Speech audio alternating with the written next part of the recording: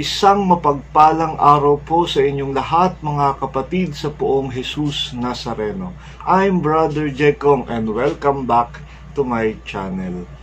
Ito po ang ikatlong video na aking in-upload at dito pag-uusapan natin ang debosyon sa mahal na poong Jesus Nazareno. Alam niyo po, maraming pag-aaral tungkol dito sa debosyon. Mayroong psychology, may anthropology, may sociology, may theology, at may philosophy. Yun nga po yung aking thesis.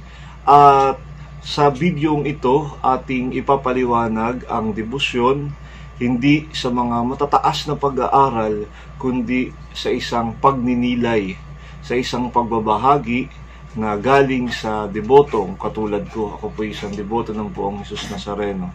Ito ay mga pagpapaliwanag na maaaring sabihin natin na hindi gaanong mataas. Kaya samahan niyo po ako sa aking vlog na ito.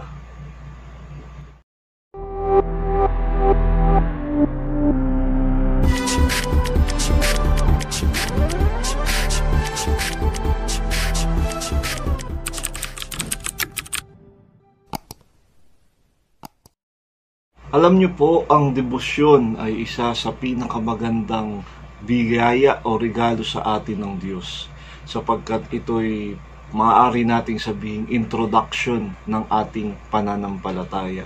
Sa pamamagitan ng debosyon, ito ay magbibigay sa atin ng mag-uudyok sa atin na palalimin ang ating pananampalataya. At dito sa Pilipinas, tayo'y napakayaman sa debosyon. Ang debosyon ay hindi dapat basta-basta lang. Ito ay mandato ng simbahan. Ito ay iniingatan ng simbahan at mayroong mga batas na sumasaklaw para rito. Hindi pwedeng kanya-kanya tayo, hindi pwedeng paniniwala ko to, akin ito. Dapat tayo ay sumusunod sa liturgy ng ating simbahan, sa batas ng simbahan, sa liturgical season na tinatawag. Ang debosyon ay nagpapahayag o nagpapakita o nag-e-express ng pananampalataya ng isang Katoliko. At ito nga pong sa Black Nazarene Devotion, ang isa sa mga manifestation or expression of faith na kakaiba. Bawat isa sa mga deboto ay may kanya-kanyang kwento bakit sila namamanata o bakit sila nagdedebosyon. Mayroong ilan sa kanila ay dahil gumaling sa karamdaman, nagkaroon ng trabaho o natagpuan ng kanilang mga minamahal sa buhay. Mayroon naman mga nakapasa sa mga board exam at marami pang iba. Naalala ko pa nga po ang isang kwento ng isang born again. Sabi niya, ako, born again ako. Pero may isa lang akong pinaniniwalaan sa mga Katoliko. At yun ay ang Nazareno. Dahil nung ako'y nagbo-board exam, dahil ako'y nag-aaral sa PCCR, ako'y pumupunta sa Quiapo at nagdarasal, nagwi-wish na sana makapasa ako sa board exam. Kaya kahit ako'y born again, pumupunta pa rin ako sa Quiapo tuwing ako'y magagawin ng Maynila. Medyo nakakatawa at kakaiba, pero dahil nga po iba-iba ang mga experiences ng mga taong ito, ng mga debotong ito. Marami ang nagtataka bakit napakarami ang mga deboto ng poong Jesus Nazareno dahil nga sa kanilang mga naranasan o experiences sa poong Jesus Nazareno. Sinasabi ni Cardinal Tagle sa atin sa kanyang homilya noong 2006 ata. Sabi niya po na ang makakaintindi lang sa deboto ay ang kapwa niya deboto. Kung hindi ka deboto, hindi mo maiintindihan ito. Dahil nga po, ito ay grasya ng Diyos, ito ay experience, ito ay masasabi nating wisdom ng Diyos na hindi lahat sa atin ay pinagkakalooban. Unang debosyon ay ang pagsisimba o pamamanata tuwing araw ng Biyernes, sapagkat ginugunita ang paghihirap, pagpapakasakit at pagkamatay ni Jesus sa krus. At ito'y tanda ng ating kaligtasan, tanda ng pag-ibig ng Diyos. Pumupunta sa Quiapo upang magpasalamat, upang humingi ng tulong sa Diyos na sa kabila ng mga paghihirap na to, akayin ng Diyos, pasanin ng Diyos, pasanin ni Jesus ang ating mga pagsubok sa buhay. Samahan tayo sa mga paghihirap na ito. Number 2, yung pahalik at punas. Alam niyo po, maraming tumitilig dito ng mga ibang sekta, pero wala naman tayong magagawa dahil yun yung kanilang paniniwala. Pero ito naman ay may basehan din sa Biblia. Kaya nga po ilalagay ko sa description yung mga apologies natin ng mga pari at mga laiko.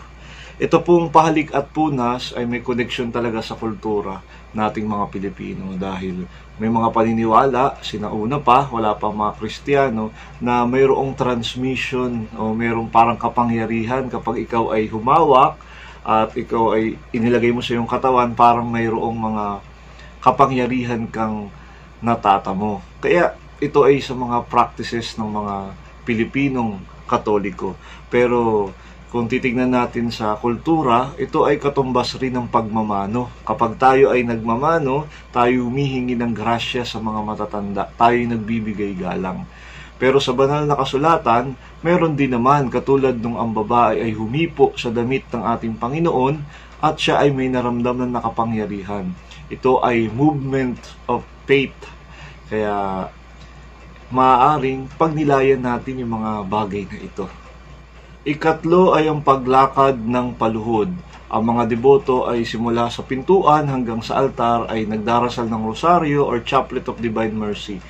Ito ay expression of faith. Humihingi sila ng awa at tulong sa poong Jesus Nazareno. Alam niyo po, napakaraming mga kwento, pagpapatotoo, yung himala na kanilang natamo, kanilang natanggap sa pamamagitan ng debosyon na ito. Sila ay nagdarasal, mayroong mga mamamatay na nasa bingit ng kamatayan sa ospital.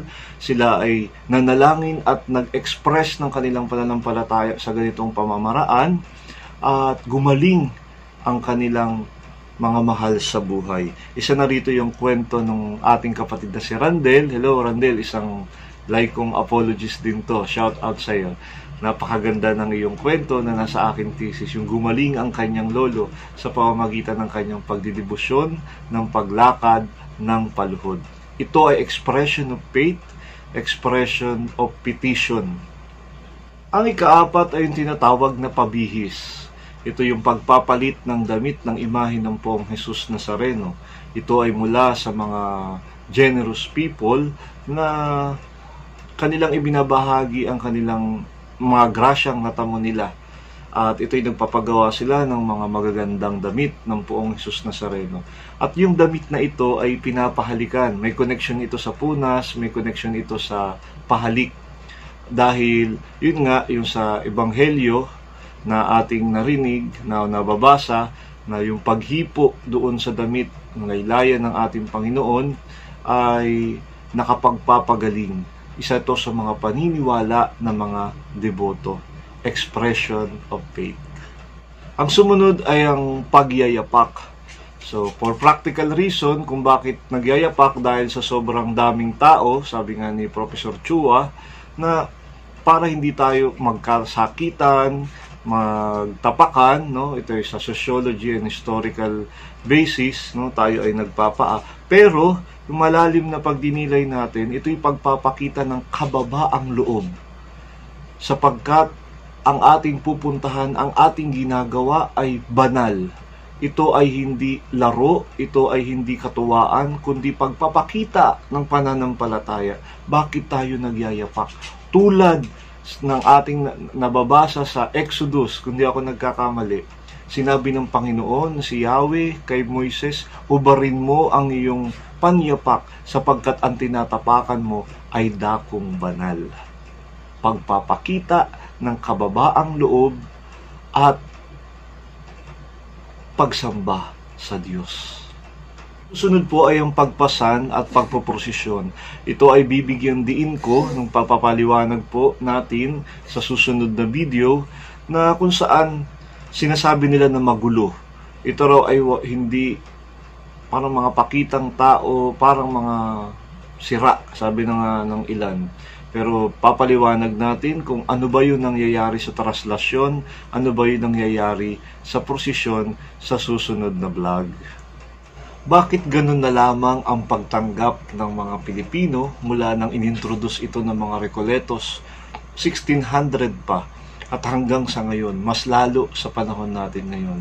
Siguro sasabihin natin, historically, no, yung mga Pilipino noong panahon ng Kastila ay mga Indio, para mga alipin, mga nagdaranas ng hirap. At sa ating makabagong panahon, hindi naman natatapos ang suliranin, ang problema sa buhay. Hanggang ngayon, napakabigat ng ating pamumuhay, tayo ay nahihirapan.